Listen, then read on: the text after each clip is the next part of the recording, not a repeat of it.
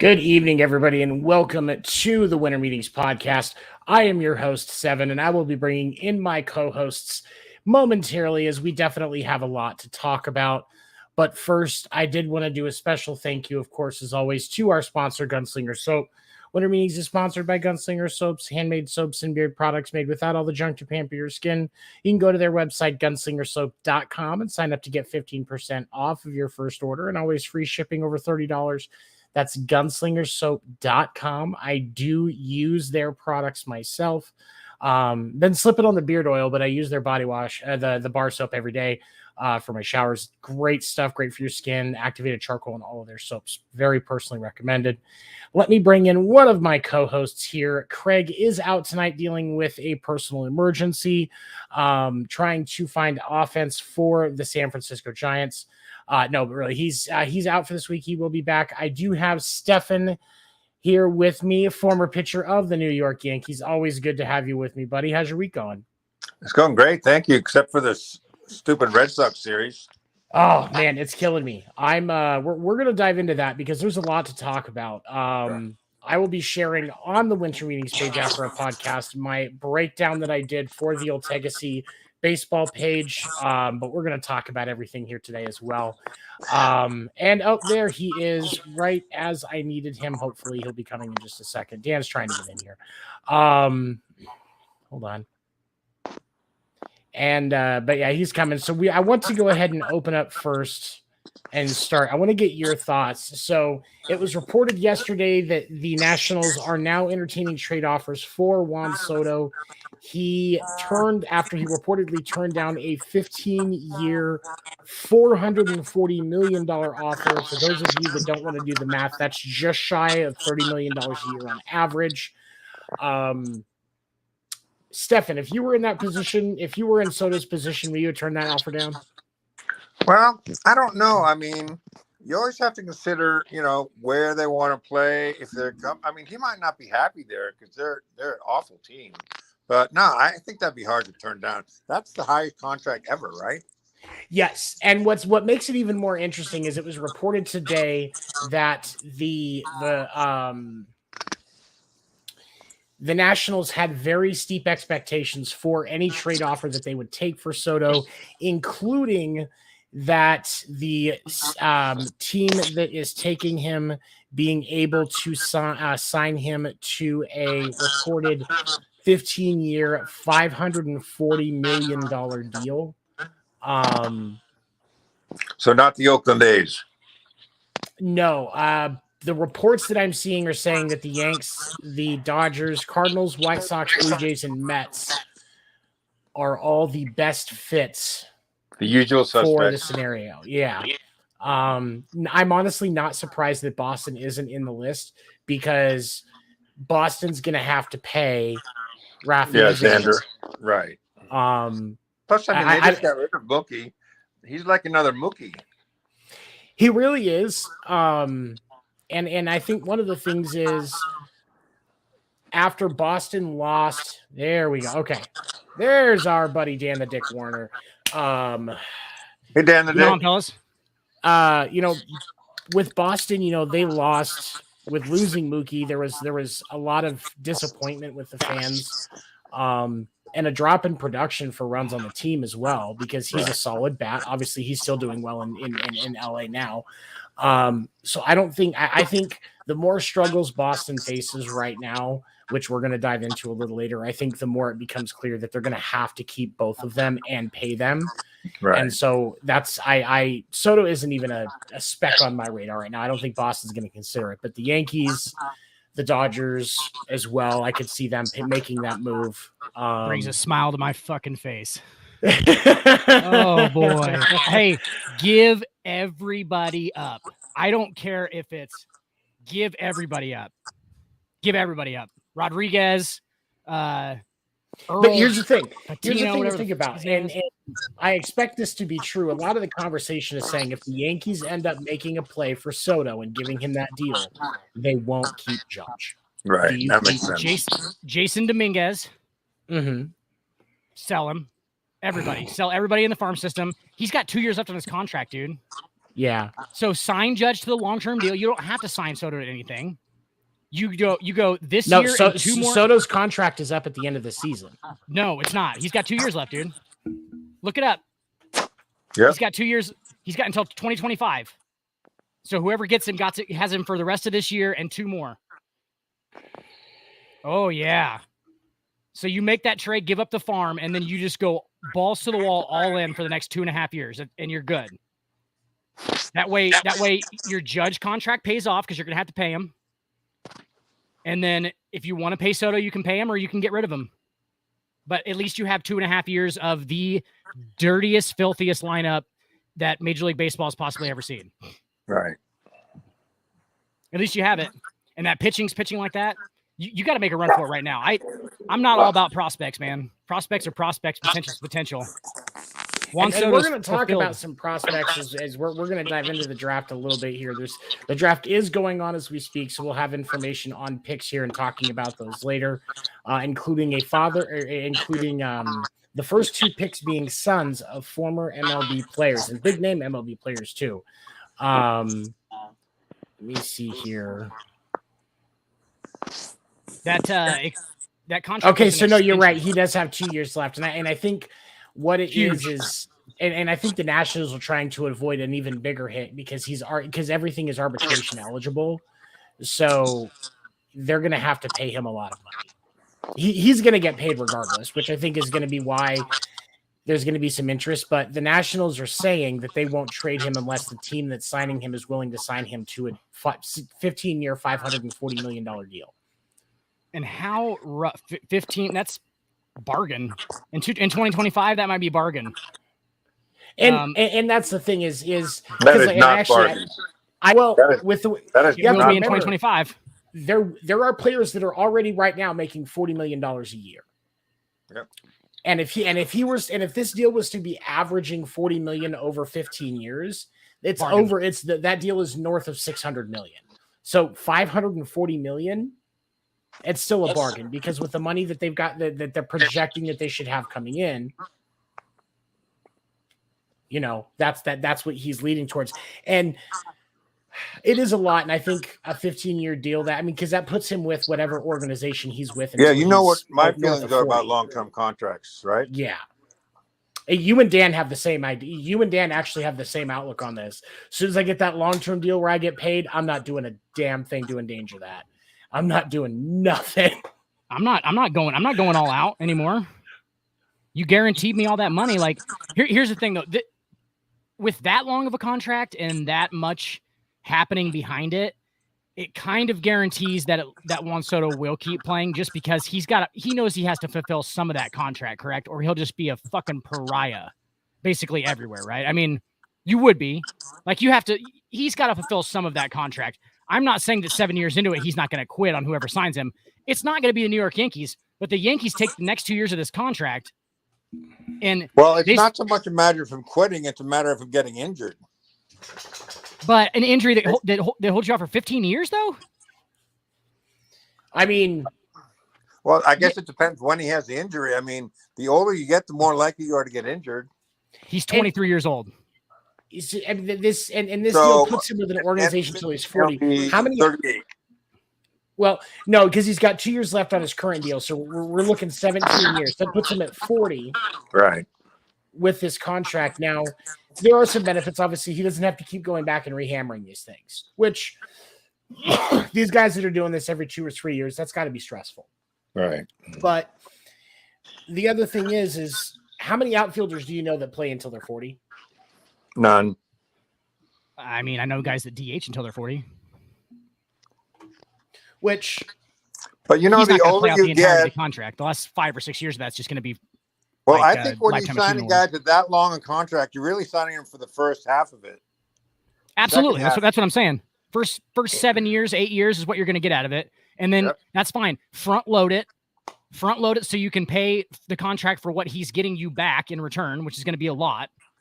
And then just backload it with you pay him $25 million in 15 years.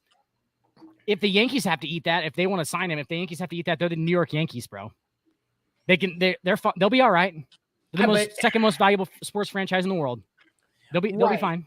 But the Yankees haven't been, as of late, the team that just signs those big monster deals. And good. I mean, which isn't a bad thing. Boston had backed off from it as well, which is another reason why I think we see Xander and Devers both get signed. Right. But with New York, I would honestly, if they can get some kind of a deal without the contract, I can see him going to New York, like realistically. But without that, but if the deal is going to be legitimate, I would actually say Cardinals or Mets.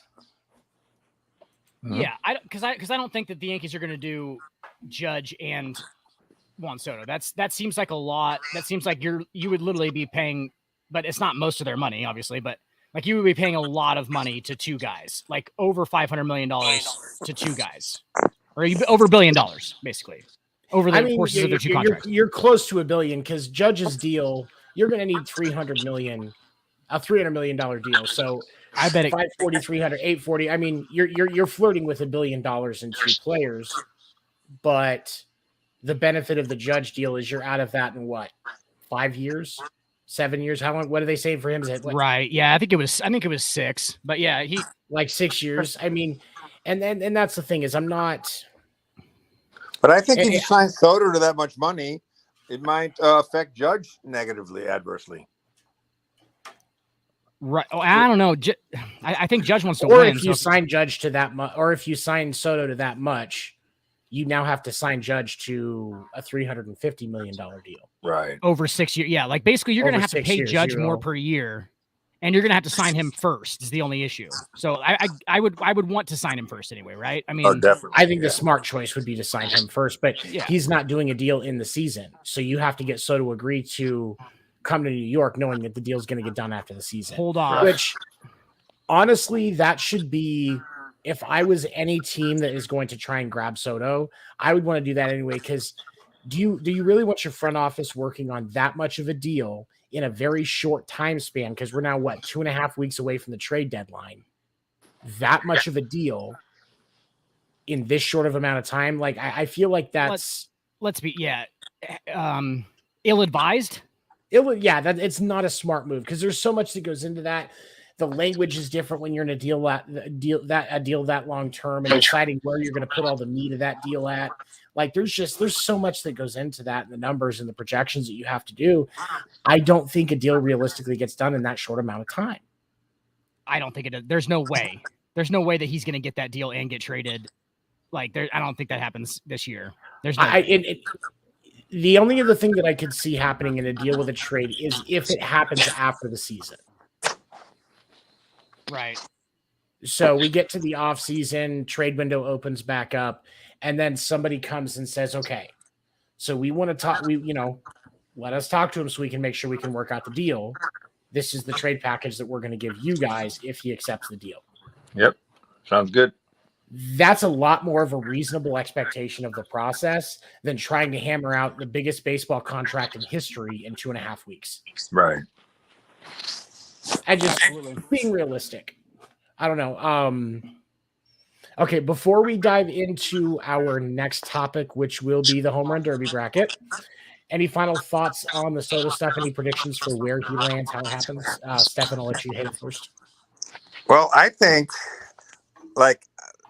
what used to happen is some players were so greedy they'd want $1 more than the previously highest contract. So I don't know if it's something to do with that, because it's definitely going to be higher than the previous highest contract. Yeah, I don't think Judge is like that for one, because you would have to come back over the top. You're right. I don't think Judge is like that, but who knows about Soto? And with the amount of he's money, going to be like that. Yeah, I think it's already been clear that he's going to be been made clear he's going to be like that type of a person. So I don't know. I think it's just his metrics are also off of the freaking charts, which makes it even more difficult to figure out. If you look at him, the only left-handed hitter in history who's on the same pace or was on the same pace is Barry Bonds. Only one statistically. So he's at this point in his career is the greatest left-handed hitter of all time. He's only 23 years old, though, so that's not obviously we can't just be like, oh, he's 38 now and he's the greatest left-handed hitter of all time. But and that's the thing is, and as we talked about earlier, the injury risk and sustainability, because how much can you realistically expect to get out of that? And how long before somebody figures out Juan Soto and that trickles out to the rest of the league and his performance dips? Right. Plus, no matter how young you are, if you have a catastrophic injury, that might take years to heal. There's hardly any catastrophic injuries now, though. What's that? With modern medicine and modern sports medicine, there's hardly any catastrophic injuries. Well, right, but you also still look at, you have situations like Tatis, or you have, with injuries, you think they're young, they get this big deal, and then all of a sudden it just happens. And it's not even that it's one injury that's catastrophic. Look at Chris Sale. We're going to talk about him when we talk about the Red Sox and Yankees series in a little bit. Chris Sale has pitched in 19 games for Boston since the start of the 2019 season. And it's not one injury. It's different things coming up. Yep. That keep happening and causing problems. And so that's the hard thing to deal with when you're looking at a big contract for a big name athlete. You don't think that the Red Sox have already gotten back every cent that they paid Chris Sale or are paying Chris Sale? They already got that. They haven't. They haven't. From what? Because they can't. Because they didn't win a World Series with Chris Sale. They can't use it. They didn't win a World Series with Chris Sale. In 2018 they did, but not since 2019. Money back. It's all back. Is it not? I mean, I don't know how in a weekend series they pull something stupid. I mean, they probably pulled a year of his contract in a weekend series with the Yankees last weekend. Seriously, and beers and tickets. It's not a joke. They really did. They pulled a year of his contract, so they'll be all right. They're going to be fine. I think they already got back for one of those World Series home games. How much do you think they pulled in a TV contract? Yeah. 700, like seriously, like $70 million just for the game, just to show the game at your stadium, on top of beers and tickets and God knows what else. What's 40,000 times $70 a ticket? Yeah, it's ridiculous. What they got it back. But okay, all right, Dan. Anything else? I'll wait till the Yankees Red Sox series talk. We're good. All right. So next we are going to dive into the home run derby bracket. In the first round, and the home run derby is tomorrow night. And you can submit your own bracket in the MLB Play app to compete to win $100,000. I got this from the MLB page. And in the first round, Schwarber versus Pujols, Soto versus Ramirez, Alonso versus Acuna, and Seager versus Rodriguez. So let's start. Okay, Schwarber versus Pujols. Dan, who do you think?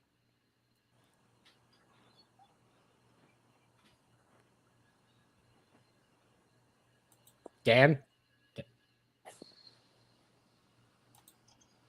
did we lose you? Okay, Stefan. While we get Dan back, Stefan, what do you think? Right now, I would think Schwarber because Pujols is not 100%. He isn't. This is more of a. Schwarber's leading all of baseball in home runs right now, isn't he? Let's see. You might be right. Let's take a look. That's a good stat to look at for this. Home runs. No, he's 3 behind Judge. Judge is leading the league right now with 33. Schwarber is second with 29. Okay. So, I mean, that's all right. And Dan, what do you think? Schwarber, Pujols? Kyle Schwarber. I mean, Pujols isn't going to have the energy to. Even if he makes it to the second round, he's an automatic out. Right. I mean, he might hit a couple of bombs just for old time's sake. Honestly, I bet he'll impress. He'll impress with one or two of them, but he'll get beat because Schwarber's going to be out there just coked out of his gourd, hat backward, coked out of his gourd. Probably a couple of shots of Crown Royal Apple in him. You know Schwarber. Just be sweating out Crown Royal Apple, just hitting bombs. Yeah, okay. Schwarber. And then, I'm going to go with Schwarber as well. All right. Soto and Ramirez. Juan Soto and Jose Ramirez. Dan, who you got? Juan Soto is going to be the most determined home run derby participant we've ever seen in our lives. Juan Soto. Okay. I agree. Soto. Okay. I'm actually going to take Ramirez on this. Which side's he going to bat from, Tony? He has more power from the right side. I would think he'll probably, I mean, especially for this, I would think he goes right. And he is second in the league right now in RBIs. Dude, I love Jose Ramirez, bro. He's a great hitter to watch. One of the great. I think he's the best hitter right now on the Guardians. Oh, that's for sure. He's the best hitter in that division. Probably possibly in the AL, like hitter wise, for being a switch hitter. And then the two-time champion looking for three-peat, Pete Alonso versus Acuna Jr. Stefan, who you got? I'm going to stick with Alonso. He's been there. He knows what it takes. Ronald Acuna's never been in it before, correct? I don't think so. Yeah, it's his first time. Okay, I'm gonna take the upset here. I'm gonna go Ronald Acuna, only because I think Ronald Acuna might think he has something to prove. Right. Round one against a back-to-back champion. I mean, Pete Alonso ain't going back-to-back. I understand that the dude hits nukes. Well, he already did go back-to-back. I'm saying back-to-back. He ain't gonna three-peat. He ain't no Ken Griffey. But fair. Yeah, he's not going back. I think he gets knocked out in the first round. I love Ronald Acuna. And then I'm honestly, I got to go with Alonso on that one too. But I could see Acuna doing the upset. These have all been great matchups, though. They're all great matchups. Oh yeah, and then last but not least, for the first round, Seager and Rodriguez. Corey Seager from the Rangers, and it's Jose Seattle? Rodriguez, isn't it? From Seattle. Julio Rodriguez. Sorry, Julio Rodriguez from Seattle. What do you guys got in that one, Dan? What you have this one first? I think the young kid's got something to prove. Seager just isn't going to give a shit. Honest, I mean, Seager wants to go back to Arlington and get a foot massage and shit. He's not. He just got paid $300 million, bro. He ain't trying to be out there breaking a sweat playing against the kids. Nobody even knows who Julio Rodriguez is. Besides people who watch baseball. Derby.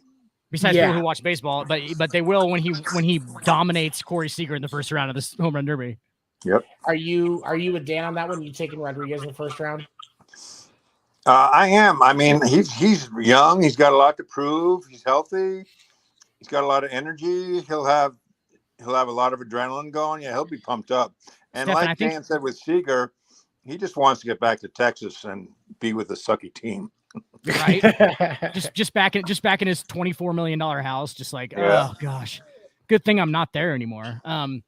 But yeah, Stefan, would you agree that I'm gonna take the dudes who have something to prove, kind of like the younger guys, because they're gonna be out there actually trying. Right. A lot of those guys they've been there before. Corey Seager's been there before several times.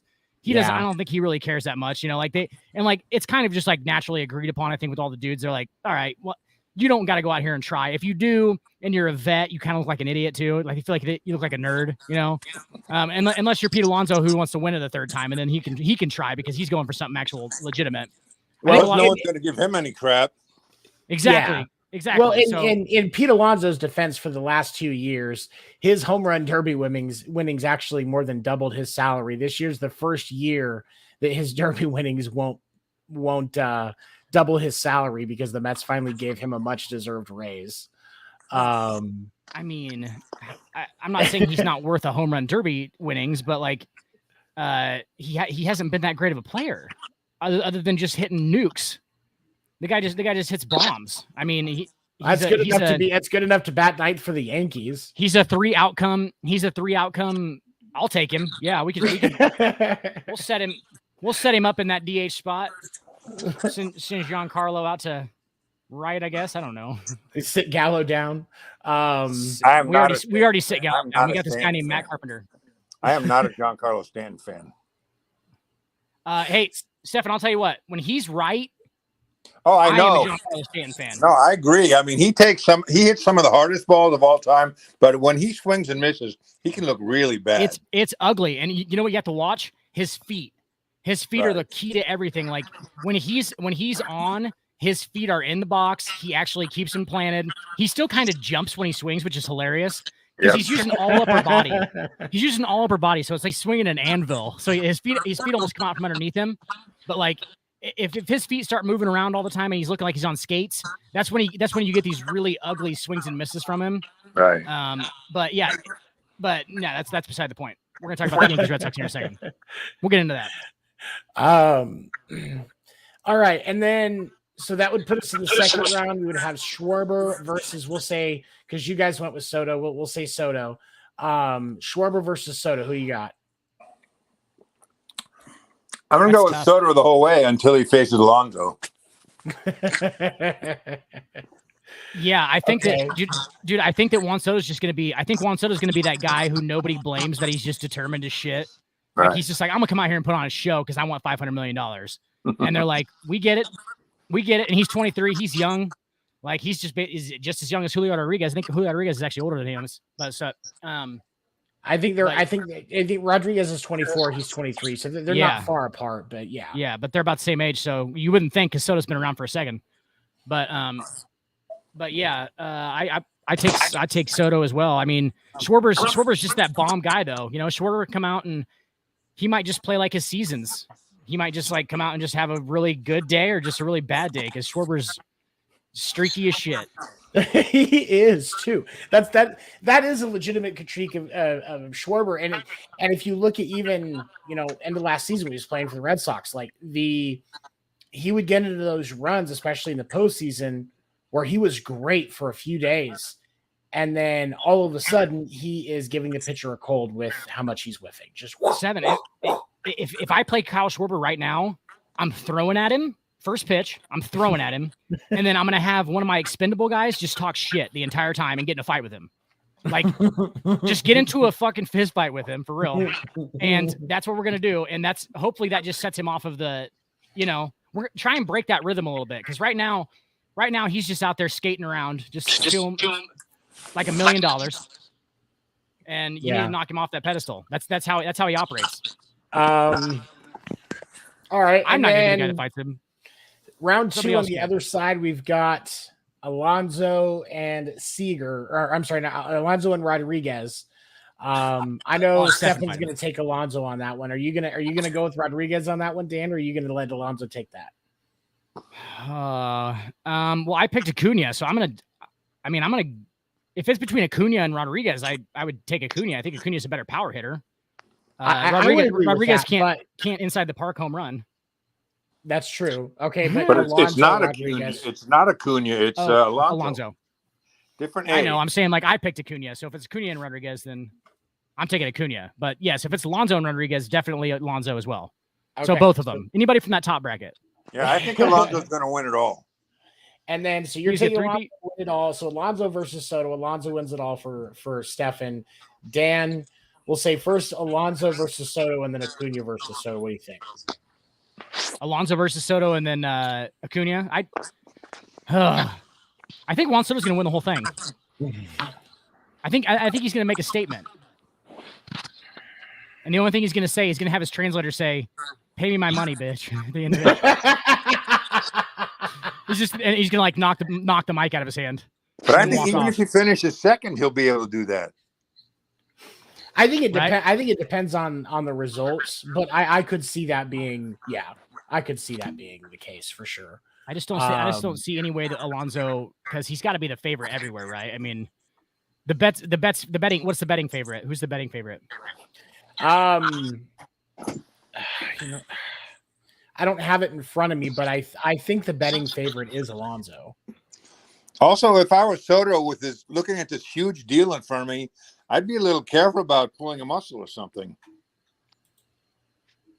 Oh yeah, I see what you're saying. So maybe he comes out and does the opposite of what I'm talking about. Right, maybe. Yeah, I can see that. I can see that too. Maybe gets out of the first round, but in the second round just kind of. I don't think. Okay, so I mean, he'll hit home runs, but he won't go all out. I think because he's got all this money waiting for him. Right, and he's like, I don't want to ruin it on a stupid home run derby that it's minuscule in comparison to what I'm gonna get. Right. So Pete Alonso's, like we said, actually, Yeah, so Pete Alonso's plus 200. So he's the favorite. Schwarber's second with plus 300. Soto, Acuna, Rodriguez, Seager, Ramirez, and Pujols is last. So, so what you want to do is you want to put $5 on Pujols, because in the off chance that he decides to show up for his victory tour, you're going to turn that $5 into what is he, plus 1,500 or something like that? That's plus 2,000. Plus 2,000. So you're going to get $200 out of that $5. That's something we're not taking into account. Is what are we doubting Albert Pujols right now? That's not a good decision. Don't be doing that, because that guy's a fucking legend. I mean, he might just come out and be like, you know what, guys, I got one last hurrah on me. This might, because I mean, St. Louis is a great team, by the way. St. Louis is gonna make the playoffs, so he's gonna have some playoff moments maybe too. But this might be his last chance to really show, like, hey, you guys know I'm Mickey Mantle right now. Have you seen the Cardinals standings? No. Why? They're 50-44. That's not great. They're still a good team. It's a really good organization, and they're a good team, but I don't know if they're a World Series team.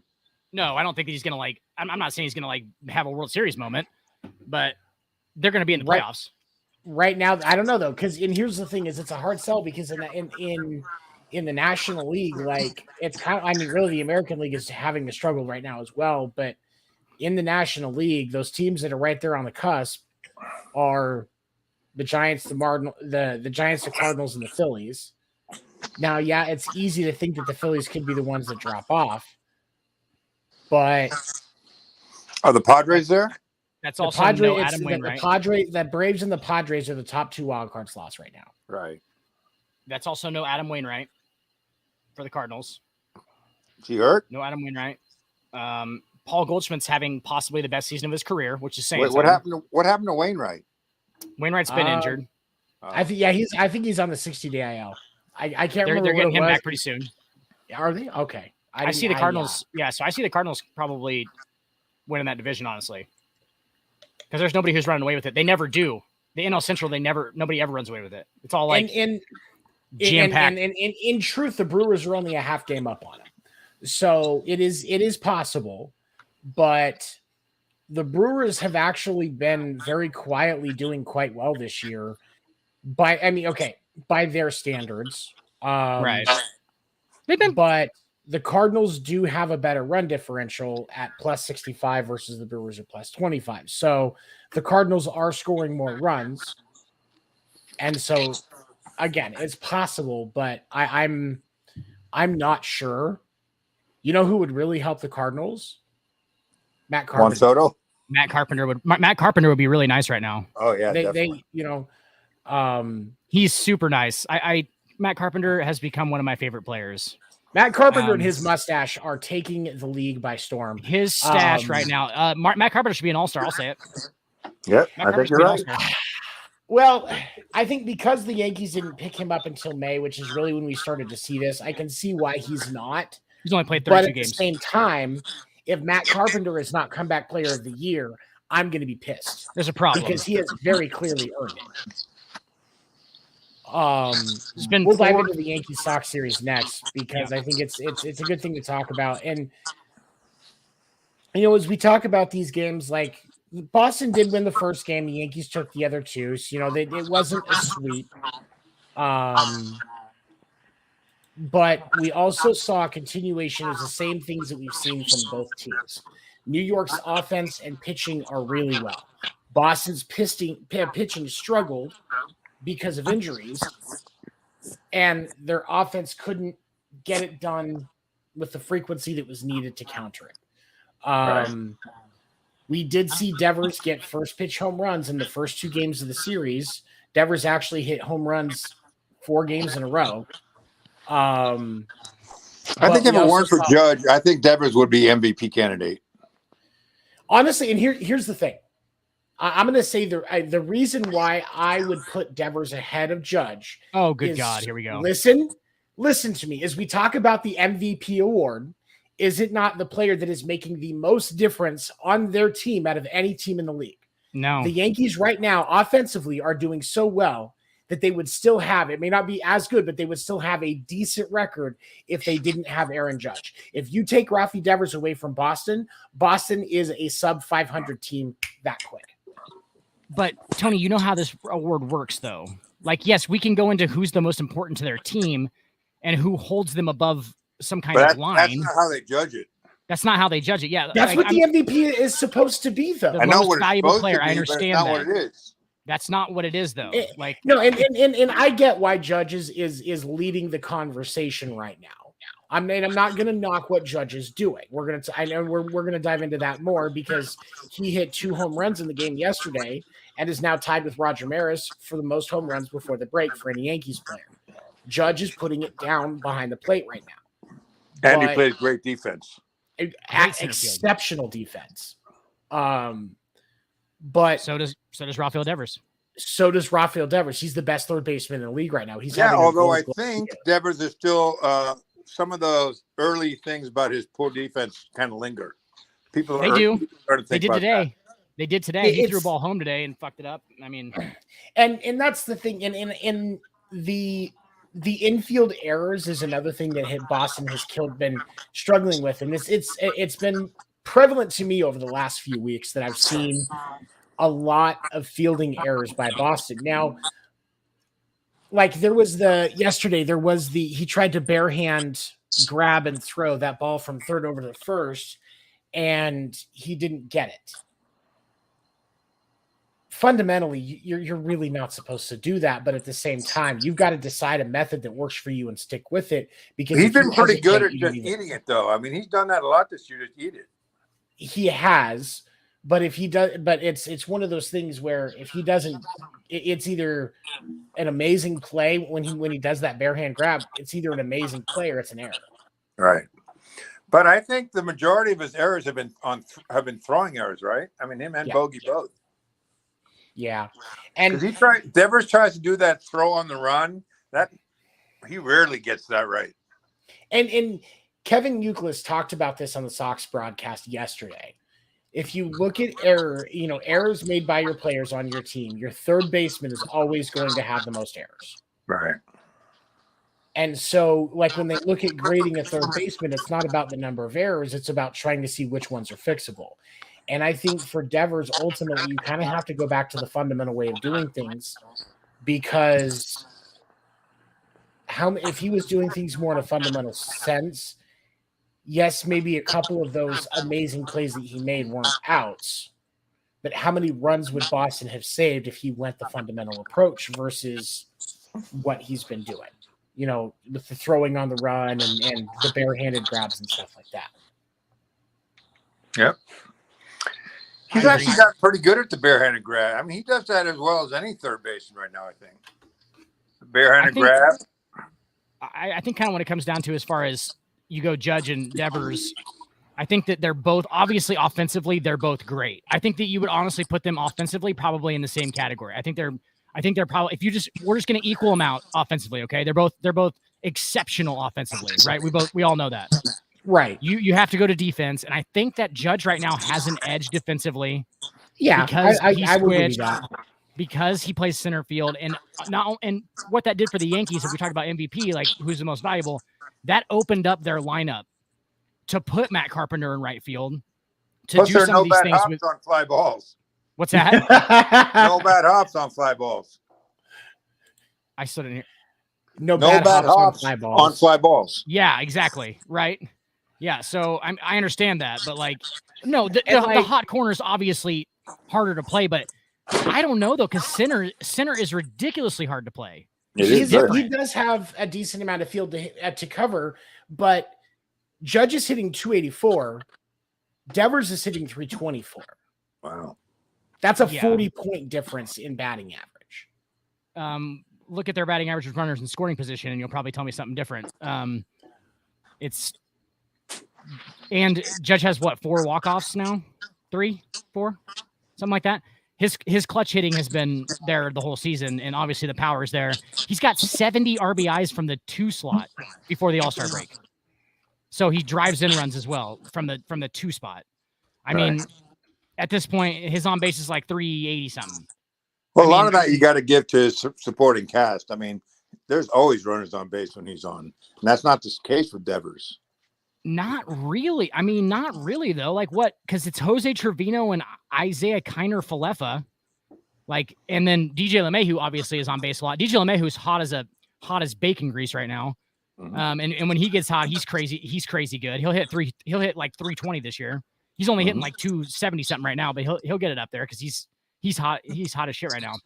But so yeah, LeMahieu for sure. And Stefan, I know what you're saying because Judge has a lot of protection behind him as well. Like Anthony Rizzo goes 8 pitches in at bat at this point. Like not really, but like it's a lot. Like he's pressure, and then you have Giancarlo who's not skating around and not taking stupid swings. And when he gets a hold of the ball, it's on a frozen rope. It only goes like 25 feet above the ground and gets out of the stadium. So yeah, I mean he has a lot of protection behind him, obviously too. But plus, I mean, you look at Red Sox 8, 7, 8, 9 hitters; they're awful. Jackie Robinson. Oh, Jackie Bradley Jr. Yep. Yeah, not Jackie Robinson. Tim Anderson is Jackie Robinson, Stefan. He's a self-proclaimed Jackie Robinson. And I think that's another problem with Boston because you're getting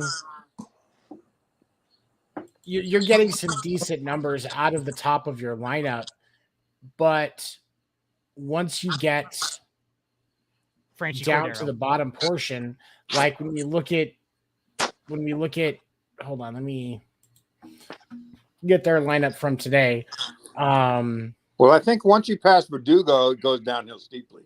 Yeah. That's what I was saying. Once you get to Franchi Cordero at 7, it's rough. Right. And they play different guys there all the time too. So, once you get to Franchi Cordero, it's Franchi Cordero, Jackie Bradley Jr., and then Jeter Downs or Bobby Dahlbeck will hit in that last slot as well. That's rough. And that's Franchi Cordero's hitting 225, JBJ's hitting 202, Jeter Downs is hitting 200, and I am very, very sure, Bobby Dahlbeck's hitting 205. And in comparison, Isaiah Kiner Falefa, who was supposed to be a defensive shortstop, he's hitting like 270 something. Jose Trevino is an all-star, hitting 286. So basically, they had the same kind of thing set up where the end of that lineup should have been crap, right? And they should have been all defensive guys. But those defensive guys are actually showing, or at least this year, we're catching lightning in a bottle. And Jose Trevino's hitting 286. You know, Jose Trevino had 2 hits today. Like he's just like it's stuff that is baseball. You know, it's gonna happen. So did Jeter Downs, right? I mean, he had a home run or double, right? Yeah, well, yeah. So one of the cool things Jeter Downs, obviously, his first name is Jeter because of Derek Jeter. Like there is no coincidence in that. And Jeter Downs, his first hit was in the series the last time they were in the Bronx. And his first home run came today in the Bronx against the Yankees again. So very fitting that he would do that because he was named for Derek Jeter. But he is definitely. I bet that felt good. Oh, I'm sure. Yeah, he loved it. They were talking about the guy who caught the ball was a Red Sox fan. Yeah, and they were saying, what would you take back for that ball? Like, what are you going to make Jeter Downs give you? Never put me in that situation. Never put me in that situation because I'm taking the house. I want all of it. Like either you can have it. I'm going to give it to you. I am totally the opposite. I would just say, here, have it. I don't need it. It means more to you than me, obviously. You're a better man than I, because I would just be taking, dude. I'd be taking everything. I'd be like, all right, I need you guys to sign a ball, all of you, right? And then I need a Devers jersey, and I need that to be signed in white pen, please. And I would just have like a list, like an itemized list of things, and I'd be like, and that's what you get for your ball. And they're like, sir, this is 23 items, and I'd be like, yeah, every single one of them I would like to, thank you. And some season tickets on top of that. I guarantee that I would get some tickets. Absolutely. I would get season tickets for the next 5 years. There you go. And I bet Jeter Downs Jeter Downs could probably do it too. This isn't Tom Brady's last touchdown ball, man. Come on. Season tickets to the Sox. That's realistically, that's a lot. Yeah. But you're getting, you're looking at 50 to 60 grand. Realistically, 7, I'm taking Rafael Devers, bat or ball signed. Obviously, I'm going to get me a Jeter Downs ball because he's going to give that to me. That's already off the top, or bat. And then I'm getting a jersey from probably Devers or Xander Bogaerts or JD Martinez signed. I want all three of them to sign it. That's actually doable. You could probably do that. I mean, that's fair. I don't think that's. I'm casing those motherfuckers and I'm keeping them on the wall. There you go. I mean, because the counter to that is you hold with authenticated video that you were the one that got it, proof of Jeter Downs' first home run ball. And if he, and obviously he is starting off strong, even though he has a 200 batting average, there is a huge upside. Well, he's definitely shown that he can play up there.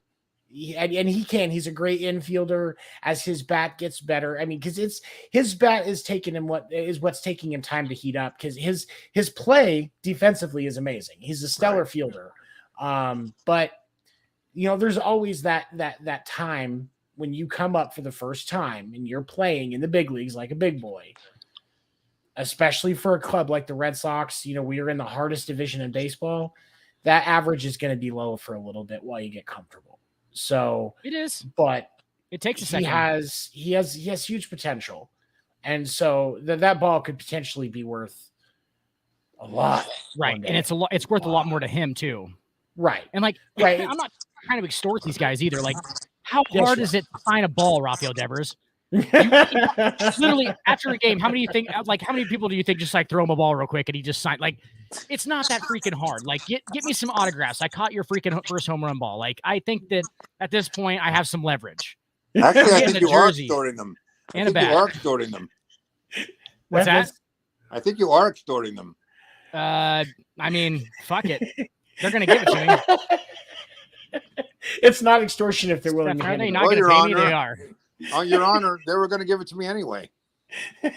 Right. I mean, it's fine. I wasn't going to. I was going to. If Jeter Downs was like, I can't do all that stuff, I'd be like, all right, buddy. See ya. Sorry. Don't get. I mean, that's a first one.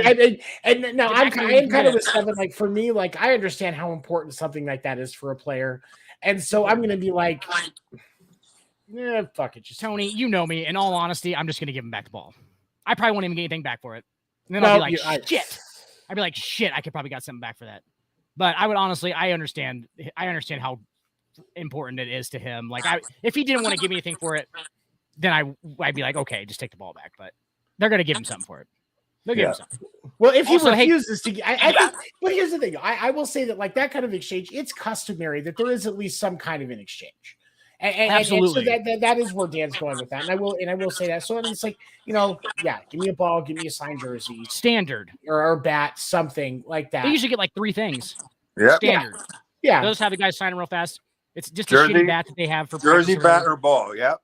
Yeah, jersey, they'll just give ball all with 3. tickets. I agree. They usually do at least here's some tickets next to the dugout for a game or something like that. Because stuff like that, they're usually like, okay, that's not that big of a deal.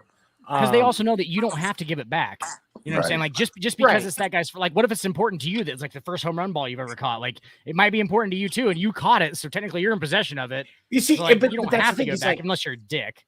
Let's say I finally get a chance to go see a game at Fenway, and the only way I'm getting to be able to see it is if I'm sitting out there in the outfield, and I catch a home run ball from a Red Sox player. I don't care whose home run ball it is. That's going to be really, really hard for me to part ways with because it's my first game at Fenway. Right. So that's what we're not taking into account. Is like, we understand it's important to him, but like, it's also important to that fan. It could be really important to that fan. It's probably not, but like, it could be, That's right. That's true. One thing I wanted to mention, Tony, about the Red Sox Yankees series today. I said this on the show last week. I don't think that you can sit back and say that Chris Sale is the savior. He was about to get tuned up. He's probably lucky that he took that comebacker because he's about to get tuned up, dude. They were all for his stuff. And so for those of you that don't know that missed the start of the game today, Chris Sale was injured in the bottom of the first inning. He took a comebacker to the pitching hand. The news came out later that he has a broken pinky and will miss more substantial time. But he had 2 outs. He had already given up 2 hits. Yeah. And it ended up being 3 runs that came off of his stuff. 2 of them were earned. Oh, right. Yeah. So, Gotcha. and just in 2/3 of an inning, Chris Sale was getting worked. They looked really comfortable. And Garrett Cole threw one hell of a game. Yeah. 12 strikeouts, 2 runs off of 2 hits. Like, came out and made a statement in the first inning against Rafael Devers. Oh yeah, Threw him a 99 cutting heater that was freaking fantastic. Gives me chills. Like I was knocked him off. I was like, good luck with that thing. And there you go, Devers. That was a statement pitch. Did you see that one, Stefan? No, I did not. It was, first pitch to Devers. It was inside at his. It was around his knees. It knocked him off his feet. First pitch, and I mean, and of course, Devers got 2 home runs the last time he faced Cole. What did he do in that? What did he do in that one at bat today? After he got thrown at, he ended up striking out in that at bat, and then, that's the pitch I'm actually talking about. Stefan, was after he brushed him off the plate and Devers fell down. Cole went 3 strikes in a row. I think threw him a slider that he missed. Cutter, and then he threw a 99-mile-an-hour cutter backward. I was like, oh boy, and Devers just swung right through it, and I was like, that's a statement at bat for Garrett Cole. He needed it. I was like, he needed that, and then Garrett Cole just cruised the rest of the game. That was it. I think before that, I think Cole was starting to have some doubts about facing Devers. Right? Yeah, that's why I thought it was like a huge statement. That's a statement at bat for Garrett Cole. And I knew it was going to be smooth sailing for him after that, because that's all he needs. Like, he's a little bit like flaky as far as that goes. His confidence can get touched up a little early and he'll start to like doubt it. And then he kind of gets beaten up a little bit, but he's so talented. I mean, if he gets it, if he dominates early, he'll pound through the whole game. Like Tony said, 12 Ks, 2 hits, like can't ask for anything more than that. He gave up a homer to fucking, was it Jeter Downs or was it Jared Duran? I think it was Duran. He gave up a homer to Duran. No, it was Jeter Downs. It was Jeter Downs. Okay. Yeah, it was Jeter Downs. Because he wasn't expecting Jeter Downs to hit a homer. That's why he gave up a homer to him. He was like, this guy get a fucking homer off me. And that was basically the only main blemish on Cole's outing today was the Jeter Downs home run. Didn't Downs also hit a double? Hold on, I don't know if he doubled or not. I stopped watching after like the 6th inning because that's about when I too. I didn't want to watch a mercy rule again. Yes, he hit. Yeah, so Jeter Downs hit a double in the first. Or no, Jeter Downs did hit a double at one point. Let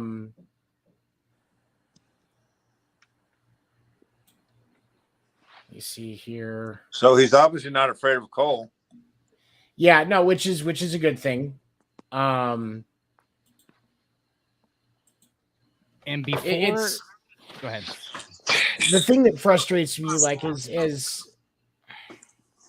you know, and like, it's great that, you know, Matt Carpenter, we talked about game 2, he had a 7 RBI game. That's actually his second 7 RBI game of the season. He's the other 3 guys that have had 2 7 RBI games in the same year for the Yankees: Mantle, Ruth, and I believe DiMaggio were the 3. And I was like, oh my good God. Yep. It's a hell of a group. He's got 13 homers now. Yeah. 32 games. He's got 32 RBIs. And then, let me see here. Where was the other thing? Tim Locastro today was also significant because he had a 2-run shot today and he stole 2 bases. Who's that? Tim Locastro was at one point was 3 for 3. Yeah, 2 stolen bases and a homer. And he doesn't even play, Stefan, at all. Doesn't play. He's their bench runner. He's a bench guy they got from the Diamondbacks. Oh. And I was mocking this pickup last year, and I admit it, openly mocking, because it was a horrible choice for the Yankees. Well, Stefan, in your defense, you were mocking it because they hadn't done anything else, really. And so you were like, oh, Tim Locastro is going to save the day. And it's like, that's what it looks like from the outside. And he hasn't done shit except for pinch run. But today just comes off, and that's what they're getting. That's what this season is about for the Yankees. Really, if you look at it, they're not that massively better than everybody else. Like, they don't have more talent than everybody else. Everybody's just playing well at the same time. Well, that's So kind of when you say it's destiny. right. It is. This is the year. Perfect storm. Castro was 3 for 5 today. He's hitting 300 on the year, but when you look at it, he's only had 20 at bats this year. Yeah, they just pinch run him. Like, they don't ever pinch him.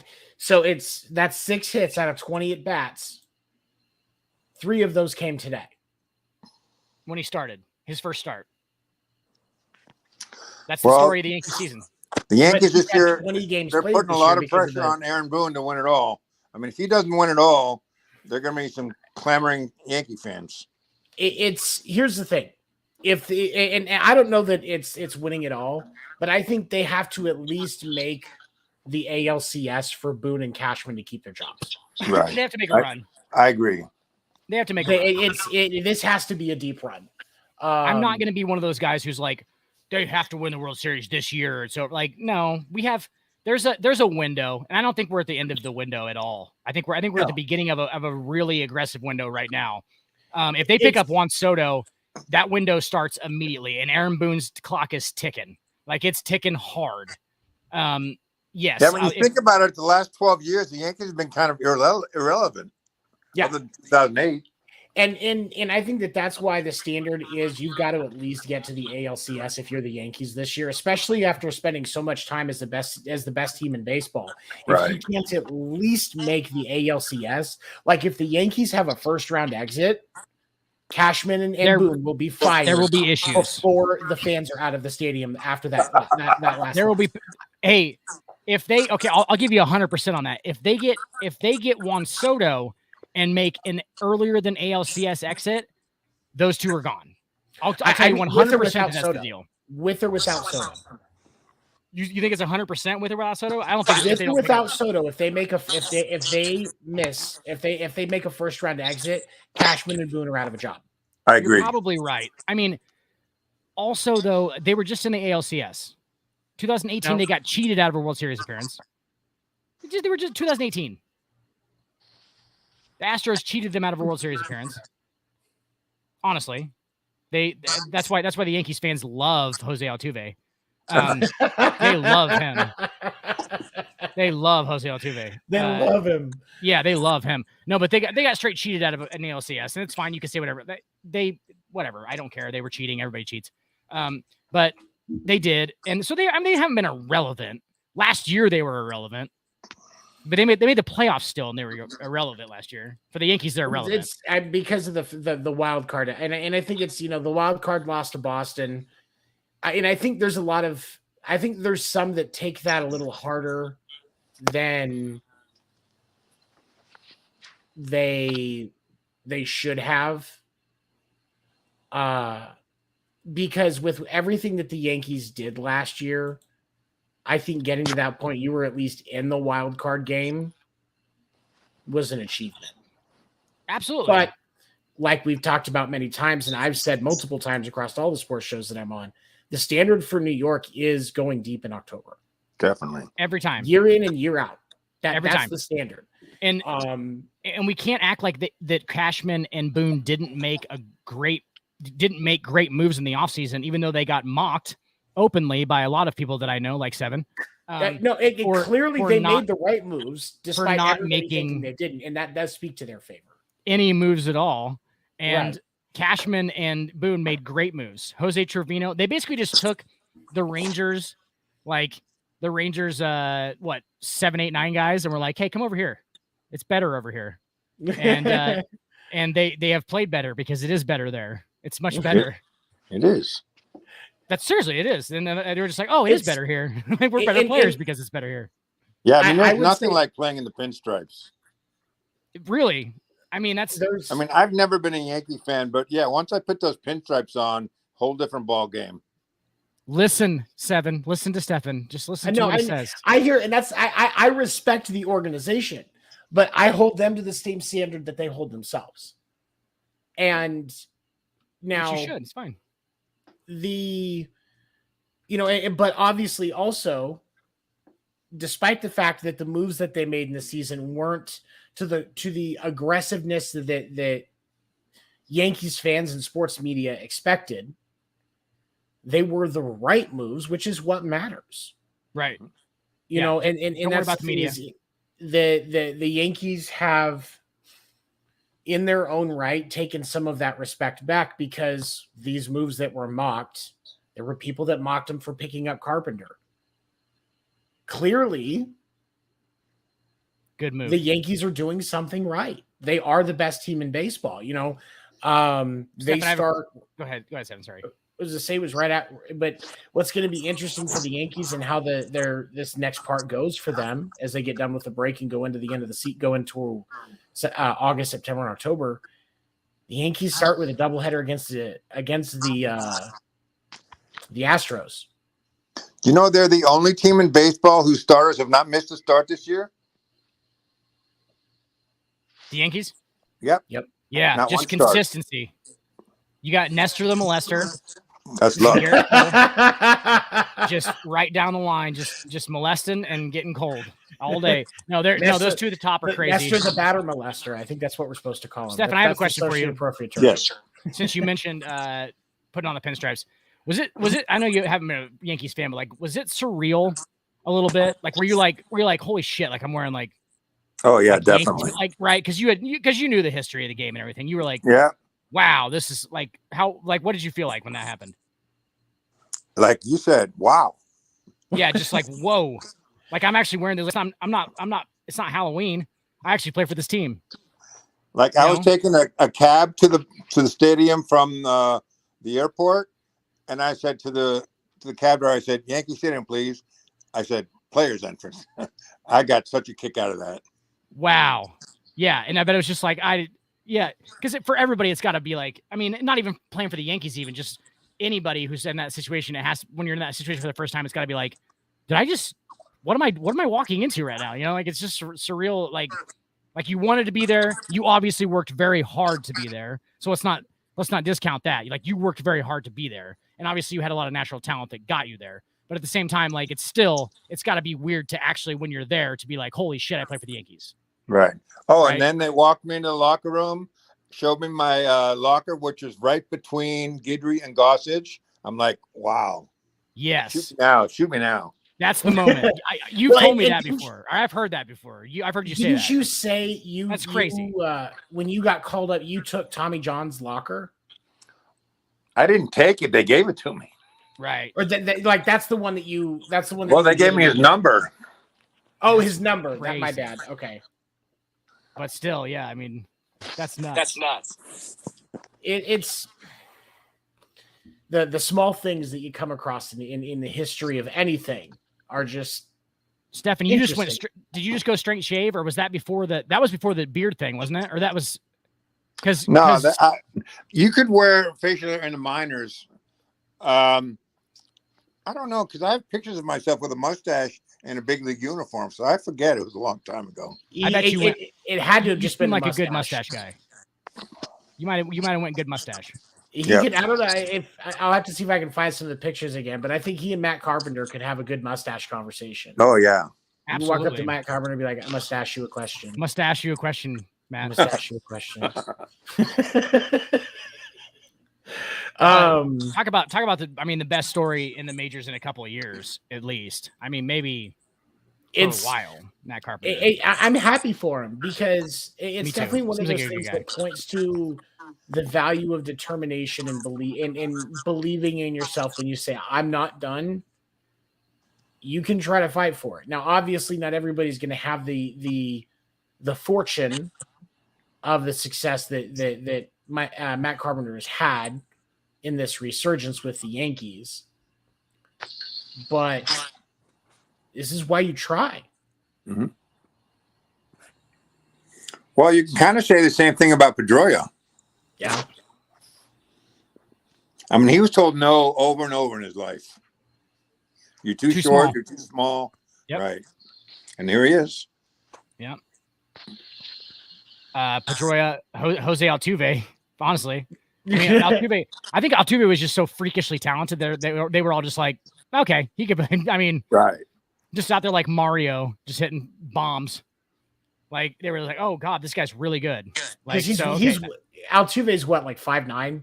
No, Altuve's like 5'5", bro. 5'5". Altuve's like 5'5". I think he's listed at 5'5". Seriously? He's Yeah. tiny, but he's also a I brick didn't shit realize. house. I knew he was short, but I didn't realize he was that short. I bet Wow. he weighs 190 pounds though, of just solid brick shit house. Seriously, he's a brick shit house. I wouldn't fight him. Hold Honestly, on. he's huge. Stacked. Let's see. Probably quick as shit too. Okay, so 5'6", 166 pounds. Okay. That's brick shit housey. That's a lot packed in, and he's in shape too. There's no fat going on there, so that's 166 pounds of coiled muscle. That's muscle. Yeah, that's just coiled muscle. That's why his wife doesn't want him taking his jersey off on national TV, because she doesn't want all the women seeing all of that muscle exposed. Just what must be not anything else but just pec and abs, just all the way down. There's nothing else. It's just a whole trunk. His trunk is just pecking abs all the way down. Yeah. It's pecking abs. No dick, just pecking abs. Nothing at all. There's nothing. Like, what was that? Dogma. Alan Rickman, he was the angel, he was the Metatron, he was the voice of God, and she thought he had popped into her room to rape her, and he pulls down his pants like, I'm anatomy impaired as a Ken doll, and you see these abs, and it's just nothing. It's nothing. Yes, just nothing. It was that's what Jose gags. By the way, Tony, it's anatomically. See, I can't, for some reason, I can't say that word. Anatomically. I know, that's okay, there we go. I've never ran into a word that Seven can't say. I'm not gonna lie to you. This is good. I'm gonna beat this like a dead horse. Make a note of that. I got it now. No, see, he's got it. For some reason, the presence of a professional athlete, and I step up my game, and I can say it now. So go fuck yourself, Dan. Right? Okay. Plus, I was an English major. Oh, really? I didn't know that. Yeah. Interesting. Okay. All right. So next, we are going to dive into the MLB Draft. Up on the screen, for those of you that are listening at home, we have the first round draft order. Baltimore Orioles had the first pick of the MLB Draft that happened tonight. They picked shortstop Jackson Holliday from Stillwater High School. His dad was Matt Holliday. Yep. Used to play for, I remember he played for the Cardinals for a while. Yeah, that guy was bum. Well, He played for the Yankees too. Made his name though as a Rocky. Right. That guy was right. jacked. Okay. That guy was jacked. He was a power hitter too, wasn't he? He was. Trained Matt Carpenter, or retrained Matt Carpenter's swing before the season. Doesn't surprise me. Fun fact. Diamondbacks had the second pick, and they took Drew Jones, son of Braves legend Andrew Jones. Drew Jones actually had a couple of videos go viral this year because of his skills, and one of them, the entire crowd was chanting "overrated," and he hit a beautiful home run. I believe it was over left center. Beautiful shot, though. I remember that video. It was great. Third pick, the Texas Rangers took Kumar Rocker out of Tennessee. He's a pitcher. Great player. I saw some video on that kid this year. I think he's going to do well. That's not another son, is it? I was going to say that's not another son, is it? I don't think so. No, I don't know. If that's John Rocker's son, I'm going to lose it. Hold on. Oh, and by the way, Tony, there's no such thing as a beautiful home run. You're speaking as a pitcher, sir. Spoken like a true pitcher. Yes. But Stefan, no, Kumar Rocker is not John Rocker's son. Kumar Rocker is black. I figured. I still have and so John Rocker wouldn't like him. I still have the issue of ESPN the magazine where John Rocker made all those racist comments. I have that issue. Yeah, you have a physical copy of it? Yes, absolutely. I used to get, dude, I have fucking totes full of Sports Illustrated and ESPN the magazines. And I have the issue of him in the tree stand. It's Rocker in the tree stand. And he says some stuff that you would just be like, what are you doing? You know you're being interviewed right now, right? Like, he is just unbelievable. Like, this guy, it was unbelievable. And, I remember. The biggest racist prick you'll ever meet in your life. Like, just unbelievable. But, yeah, that's... I remember it. I think I actually, because I heard about it, and I actually bought that issue off of the stand. so that I could read it because I didn't believe that what people were saying about that interview were true. And I was shocked. It's breathtaking. Dave, you have Sports Illustrated like I have Playboys. Yes. Well, you know what? My dad, he passed down some cherry pops that I am very my dad would always get the cheap porno magazines, like the Cherry Pop, all the dirty ones. That says a lot. It does. And then he would, Spice Channel, remember that? And then the fourth pick of the draft was the Pittsburgh Pirates. They picked Terramar Johnson out of Mays High School in Georgia. And then the fifth pick of the draft was the Washington Nationals. They picked Elijah Green out of Florida. Sixth pick of the draft, the Marlins chose Jacob Berry out of LSU. The Cubs had the seventh pick, took Cade Harrington out of Oklahoma. Did they do it on worst records of this year? I think this is the last year it's worth records. I think next year is when it starts with the lottery. Yeah, because Baltimore's number one, and they definitely don't have the worst record. But they just brought up the number one. Well, it was worst records for last year. Yeah. Yeah, right. They just brought up Adley Rutschman. Right. Mm-hmm. Who looks like he's pretty good, actually. Well, and they started winning ever since they got him. Yeah. And he does look good. Catcher. With the eighth pick, the Twins picked Brooks Lee out of Cal Poly. Ninth pick was the Royals. They took Gavin Cross, out of Virginia Tech. 10th pick was the Rockies. They picked Gabriel Hughes out of Gonzaga. Great baseball program over there. Run by John Stockton as well. I'm surprised not a lot of California guys.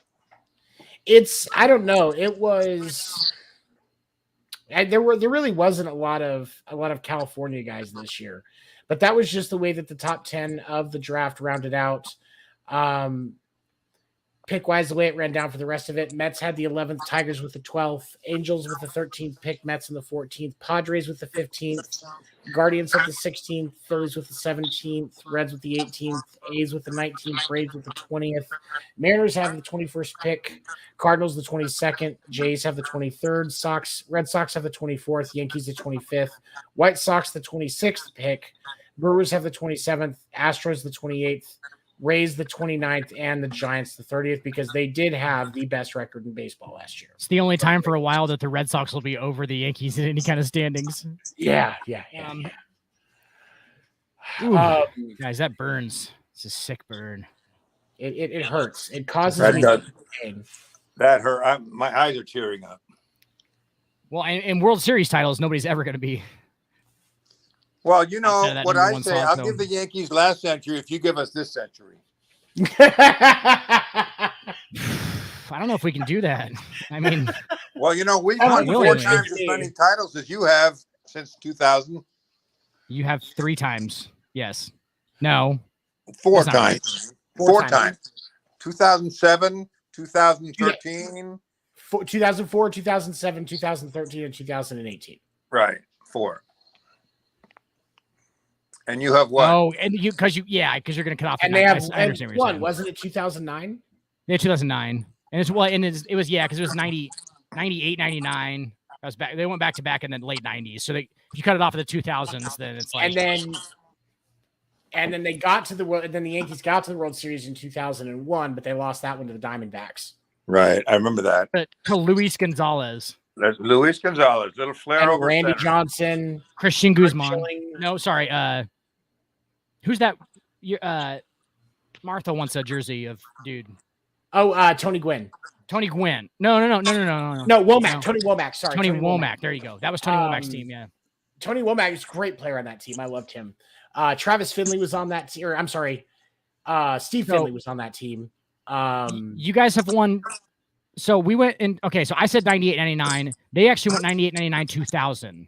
Oh, did they win in 2000? Okay. Yeah. And then they lost to Diamondbacks 2001. They lost to the Marlins in 2003.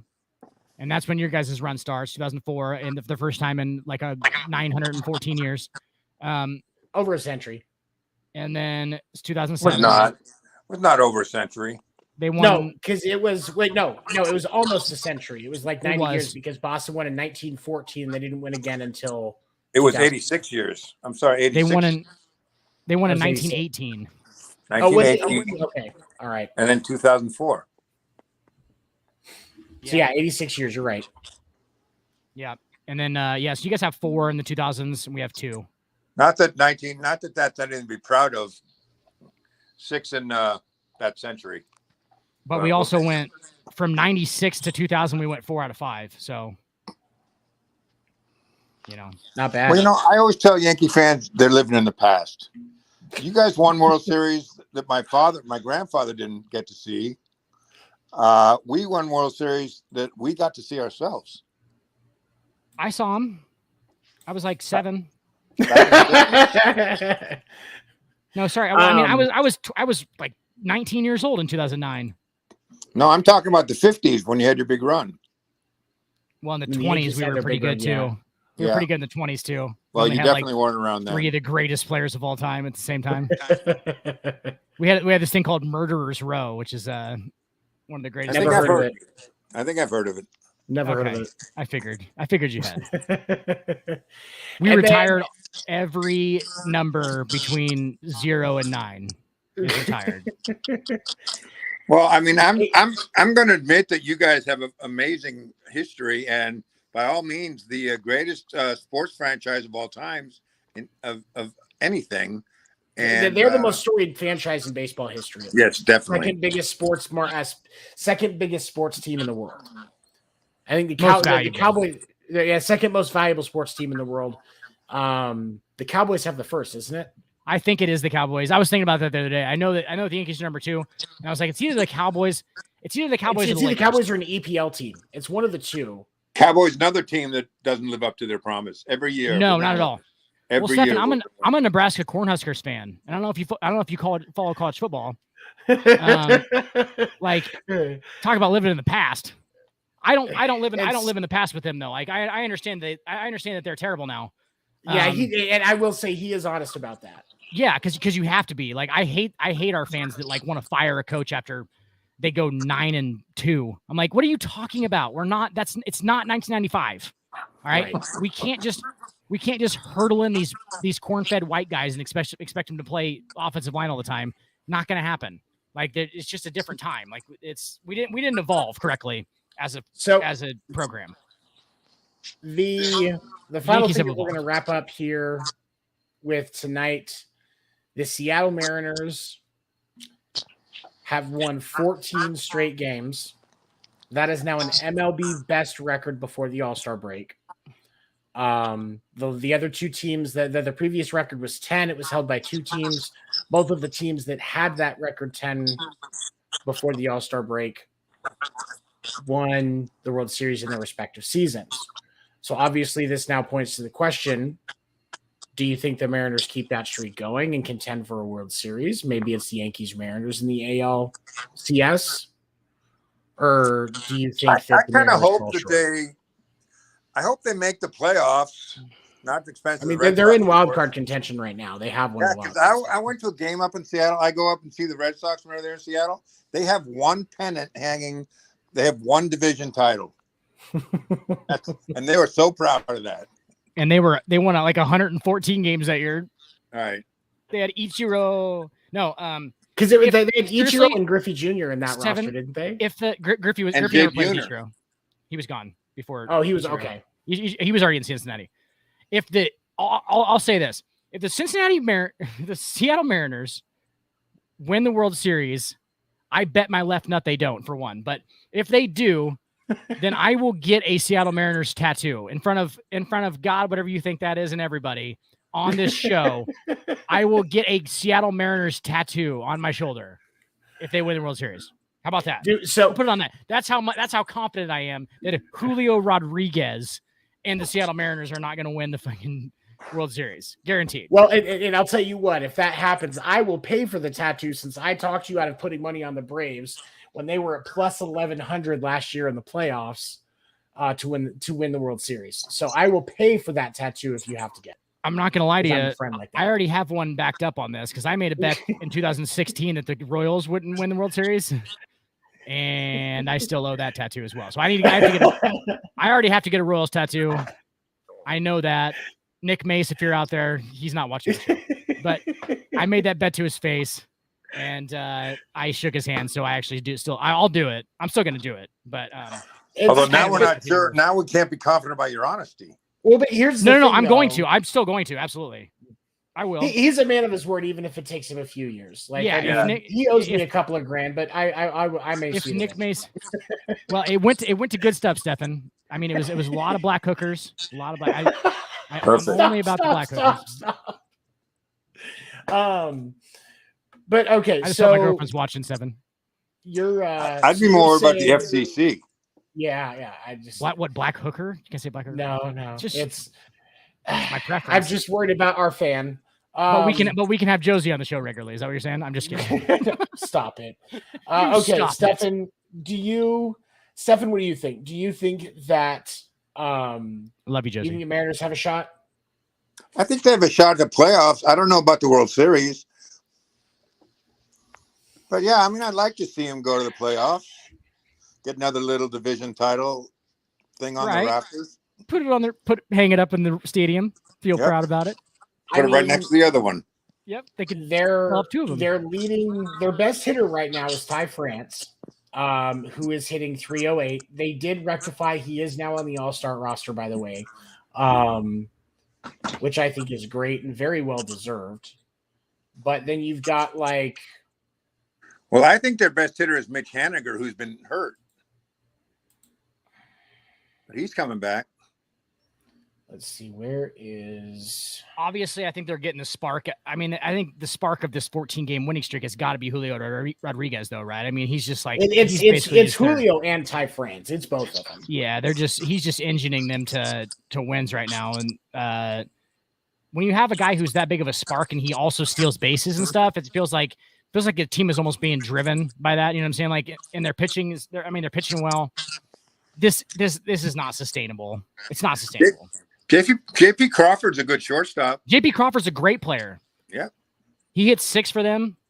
Lefty shortstop. I mean, obviously, he's been ripping the ball this year. So they're a good little team. They'll make the playoffs for sure. I mean, you would imagine, how can you not for the 14-game winning streak at any point? But what kind of pitching do they have? I mean, obviously, you still have K-Rod's still on that roster, correct? I don't know. Felix Hernandez is still on that roster. Yeah, but he's not going to pitch. He's not going to bring Robbie Ray.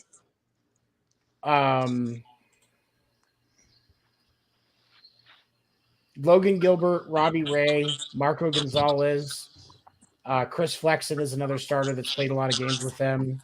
Jesse Winker is playing well. Yes, he is. Justin Upton. Jared Kalenic. Their right fielder. Young name that's out of there. Yeah, he's rookie. He was getting a lot of attention the end of last year, the beginning of this year as well. He's definitely he's a young kid that's got an upside to him as well. Stefan, I base most of guys' potential on how much their baseball card is worth. If we're going with that, Jared Kalenic is the best rookie in Major League Baseball right now. Well, if we're going with that, I have no potential. Going with that, you didn't even play, Stefan. No, I'm just kidding. No, but yeah, well, dude, anybody's card. I was telling them on because I had your autograph card, and Josie was like, "Hey, how much is that worth?" And I was like, "Nothing really, but nobody's is." You know what I'm saying? Like, seriously, nobody's card is worth anything after besides 7 guys. You know what I'm saying? Like, anybody, there's nobody's card that's worth anything after they're done besides 7 dudes' cards. Okay, I feel better. Actually, mine was going for $8 on eBay. I paid more for your card than I pay for a lot of cards. Yes, yours is actually sought after because it's rare. $8 for the card. No, it's $8 for the card, unsigned. 10. No, 8 signed, 10 unsigned. I paid. I'll tell you how much I paid. I paid $6 or $7 for but that was a Joker card. That was the Joker card that you signed. You remember that? Where it was the Yankees deck. And it's on the back of a Yankees deck. Joker card is one of them.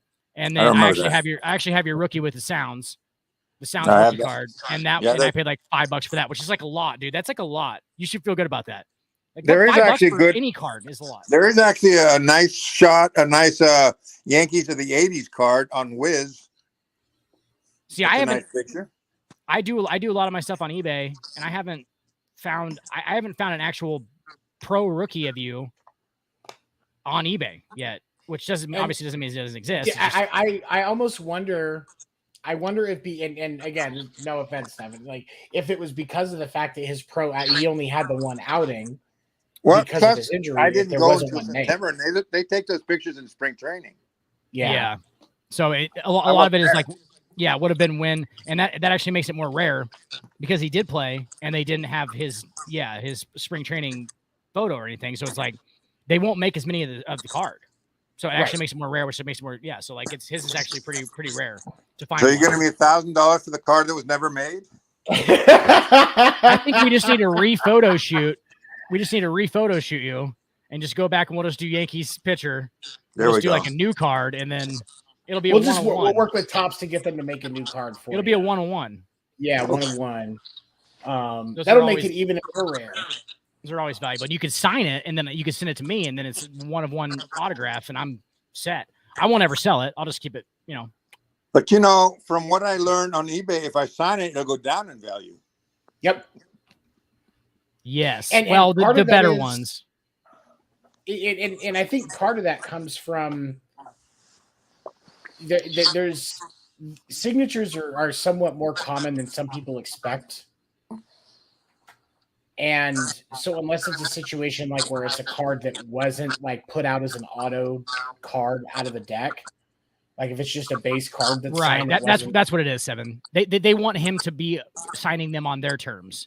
So what they'll do, Stefan, now is they'll take these little stickers and Panini will do it or whatever, and they'll take stickers and they'll just have you sign like a whole booklet full of them, right? And they'll just be these little stickers and you just sign on every single one, and they'll pull the stickers off and put it on the card, and then it's worth a bunch, then it'd be worth a bunch of money. But if you just sign your name on it and it's not authenticated or anything, nobody can really prove, unless you're like standing there and I'm like taking a picture with you while you're signing the card. There's no way to authenticate that's a real autograph except for if it's on there. And then I feel better already. Right, Panini will have their so that's the only reason. Because dude, I can fake an autograph like a mofo. Like I could fake an autograph, put it on a card, and sell it. You know what I'm saying? Like anybody can. You can fake autographs. Like I'm sure they do. That's what it is. People do all the time. Yeah. So that's what it is. It's they don't want to fake one. So. But okay. All right. So I will say for my belief, I do think the Mariners have a shot at being that fourth wild card or being one of the 4 wild cards in the American League if they don't take their division. With the American League West, they are 9 games back from the Astros, and that's why I have them in the wild card slot because the Astros are going to take that division. Are they like the 3rd wild card right now or the 2nd? Second. Oh, okay. I just don't think rosters. It goes Tampa Bay, Mariners, and someone else. Tampa Bay. So it's Tampa Bay, Mariners, Jays, and then the Sox right now so if there was a 4th slot, it would be the Sox. But the Sox are 2 games out of wild card contention right now because. But all we need to do, like so many other teams have been doing, is go on a 10-game winning streak. Then we're right back there again. I just love watching you guys beat the shit out of each other while we're just up here like, we'll just keep playing, just keep beating the shit out of each other. That's fine. It's great. You guys are going to. It's going to be an interesting end of the season for sure. And when we come back next week, we will be discussing as the trade deadline will be heating up after the All-Star break is typically when things start to get interesting with teams making trades as the deadline is close. So we will definitely be talking about that along with a whole lot more. Make sure to check with us next week, Sunday night, 9 Eastern, right here on the Winter Meetings Facebook page as well as the YouTube channel. If you have not subscribed to the Winter Meetings YouTube channel, definitely go check it out. All of the episodes that have been run since we started using the YouTube channel are available. I am going to start putting more content up as time allows. I've got a couple of the projects I'm working on, and then I'm going to start utilizing that a little bit more. You can also catch Dan and I tomorrow night on the Sports Report After Dark as well as the Sports Report. Sports Report starts at 10 Eastern. And then the After Dark will start following the sports report, usually between 11:30 Eastern and midnight Eastern. I can see it, Stefan. Just depending on what's going on. But for my co-hosts, Stefan and Dan the Dick Warner, thank you, everybody, for joining us out. Please check us out on our Facebook page. Like I said, subscribe to that YouTube channel. We will see you next week right here on the Winter Meetings. Have a great night. Thank you, guys. See you, buddy.